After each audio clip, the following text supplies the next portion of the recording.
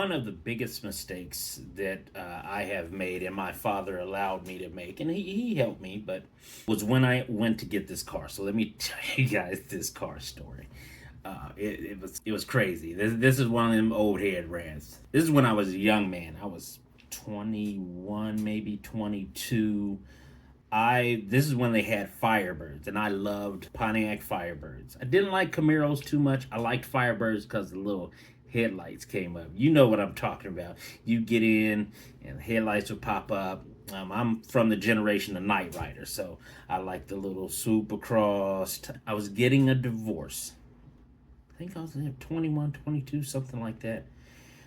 So my mother-in-law had one of her boyfriends steal my car from the steel mill, and when they found it, it was all trash. I don't know if they still make it. I know they made it in cans, but at this time, it was the beer that was out, that was the rage, was Bud Ice. And they had these bottles. Had a 12-pack of Bud Ice, 12-pack of, I think it was Red Dog. They don't make Red Dog anymore. I know they don't make Red Dog. But it had this big red bulldog on the front. Bud Ice, Red Dog, and a thing of a little fifth of Wild Irish Rose was found in this car. I didn't find out until later that she had someone take my car, but I was in the market for a new car. And they had this dealership. Reminds me of what happened on the White House lawn where the Teslas, they were out there selling cars on the White House lawn, the Tesla. There used to be a guy named Riker. Now, people from Columbus will know about Riker. Riker was a large dealership. He has an auto mall, but he was also kind of shady, and he got sued several times, and now there's a packet you have to sign if you buy a car from him. But at the time, they had this red Firebird. I forget what year. It had T-tops. It was loaded. It was really nice. And they wanted too much for it.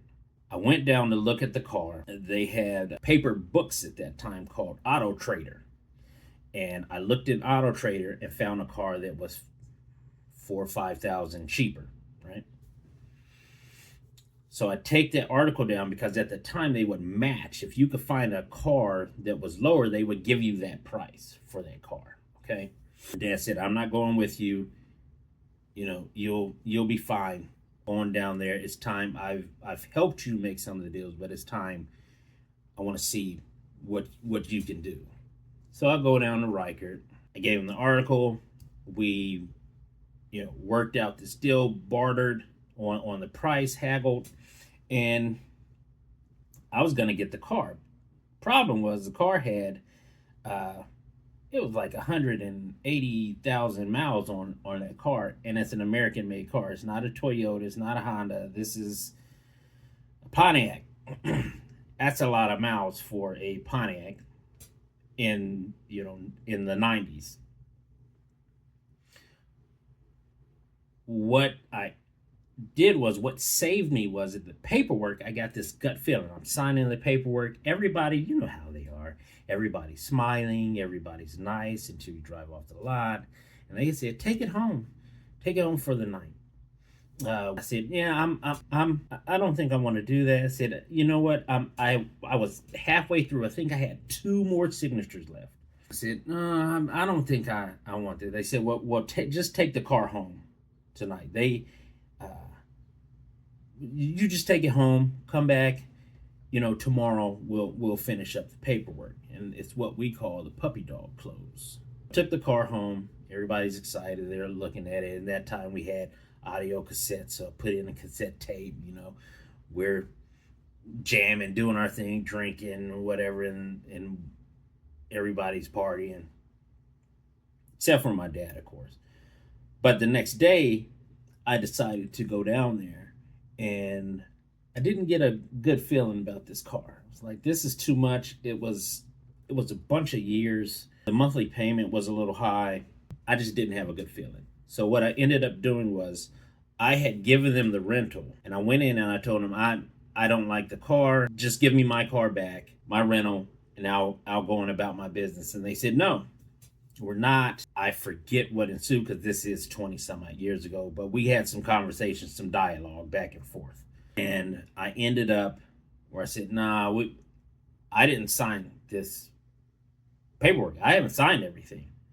Bring my car back up. Ended up having to call my dad because now I am outnumbered. There's salesmen, there's the floor manager, and a couple other people, and it's me. I needed some backup. So I called my dad. Hey, come down here. I'm having an issue with these car people. So they get down. He gets down there, uh, and he's now standing by my side, and we're talking to him. And he said, "Did he sign all of the paperwork? Let me see all of the paperwork." And it was something in the paperwork that wasn't right. I said, "This part is not right. I read through this paperwork, and this isn't right. I don't like this. I just bring my rental car around." So they said, What are you, a preacher or something?" Talking to my dad, and he said, "No, I'm a deacon or something." But they said, all right, fine. Give us the keys." And they brought around the rental car, and I got out of there.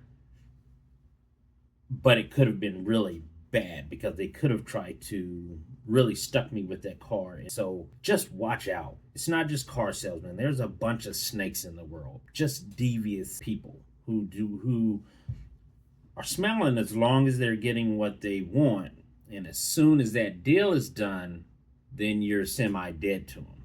And the faster you realize that, the better off you'll be.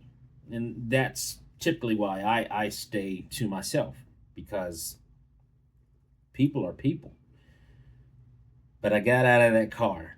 I ended up getting this specialized truck with my uncle's GM discount. He worked at GM. I ended up getting this truck for cheap. They were mad because we got a deal on that. And I went and got his discount. It was a few other discounts. Found another car.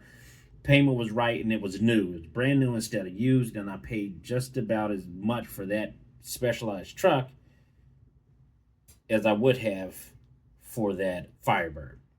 So take somebody with you. Don't be ashamed that you can't do it all by yourself, because a lot of times you'll get taken. Even see everybody. What's that Aaron Neville song? Everybody's played the fool. Everybody has played the fool at one time in their life. But that's the story that I want to tell today. Take it however you want to take it. I hope you guys have a good evening, day, whatever time it is, whenever you're watching this. I hope you have a great day. Until next time, and there will be a next time, Big Onk